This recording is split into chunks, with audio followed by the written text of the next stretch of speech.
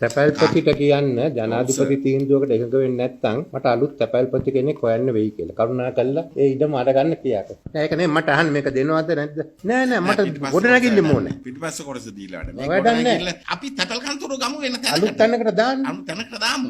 මොකද්ද මේ ඔයගොල්ලෝ කරන්නේ ඔච්චර කාලෙ මම මෙතන කිව්වේ මුළු බිල්ඩිමම ඕනේ කියලා. මේ ගොඩනැගිල්ල ලස්සන පරණ නුවරඑළියේ අද කරනවද නැද්ද කියලා මට කියන්න. කරනවද නැද්ද? කරනවා. එහෙනම් අද යන්න ඉස්සෙල්ලා එකඟ වෙලා යන්න වෙන තැනක් හොයාගන්න යන්න ඉස්සෙල්ලා. ගමු. මේ කිව්වයන් පස්සේ සෙල්ලම් කරන්න එපා. දැන් වෙවේ අයිතිය තියෙන්නේ මහ ඔගොල්ලෝ ගාව. තොරාරින ආහිතේ විතරයි. අයිතිය තියෙන ප්‍රාදේශීය ලේකමට වෙවේ. පාරිමාර්ග දෙපාර්තමේන්තුවට පවරනවා නම් හොඳ අපි DCC වල තීරණ අරගත්තා. මොකද්ද වෙන්නේ ඒක? මේ සාකච්ඡා කරා යෝජනා කරා වාරිමාර්ග පවරන්න. නමුත් සභාවයකට විරුද්ධ වුණා සභාව පවරන්න ගැටලු තිබ්බේ. ඒ කියන්නේ සභාවට ওই තාක්ෂණික සහාය නැහැනේ. නෑ නේද? ඒ නිසා ඇත්තටම අපි කරන්න ඕන ඒ තාක්ෂණ නිලධාරීන් ඉන්නේ වාරිමාර්ග දෙපාර්තමේන්තුවේනේ. ඒ නිසා ඒක වාරිමාර්ග දෙපාර්තමේන්තුවට පවරන එක නේද වඩා සුදුසු.